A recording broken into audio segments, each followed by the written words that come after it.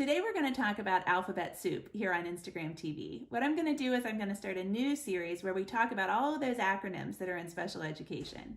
I like to say it's like alphabet soup. And so when we talk about special education, it's kind of impossible to not talk about all the acronyms. Of course, they all stand for something, and what I'd like to do is I'd like to take you through some of the common ones.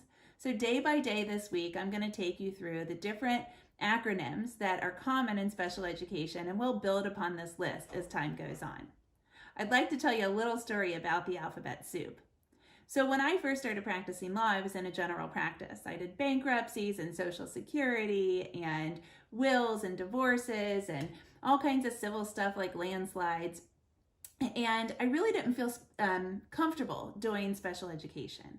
I can't really say why I didn't feel comfortable doing it, but even after I had a child that had Down syndrome and I was in the disability community, people would call me for help and I would suggest a couple of things. I'd look something up, do a little bit of research.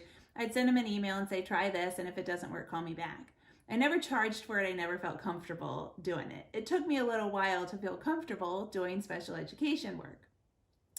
And even after I had to advocate pretty significantly for my own child, I still didn't feel comfortable. But one time, a Cincinnati divorce group was having a continuing education course for attorneys, and they had brought this lady in from California. And I'd love to figure out who the lady is because chances are I know her now. The special education attorney network is not really all that big across the country. But this lady came in and she started talking about, her topic was common topics in divorce that involve kids with disabilities. But she started using all the acronyms. A child has to have a FAPE that's provided in the LRE. And if they have a behavior problem, you might want to look at an FBA and then develop a BIP. And as she's rattling on these 20 or 30 different acronyms at the beginning of her talk in order to get our attention, I thought, well, I know what that is, and I know what that is, and I know what that is, and why don't I do this kind of work? I know more than I think I knew.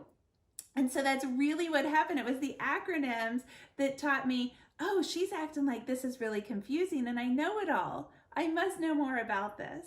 And so I gave it another 2 or 3 weeks and I started looking for trainings and I went and got myself trained, and that's how I became a special education attorney when it all boils down. So it was the acronyms that gave me confidence, which is very convoluted and backwards from the way that most people work. But little by little I learned them, and when somebody rattled them all off in a list, I was like, oh, I know that. So this week what I'm going to do is I'm going to take you through some common acronyms. I'm going to explain them to you. I'm going to tell you what they mean, what they stand for, and then I'll give you a couple of minutes of explanation on them so that you feel more comfortable when people start rattling off all these letters for you. I hope you'll join me. We'll start tomorrow.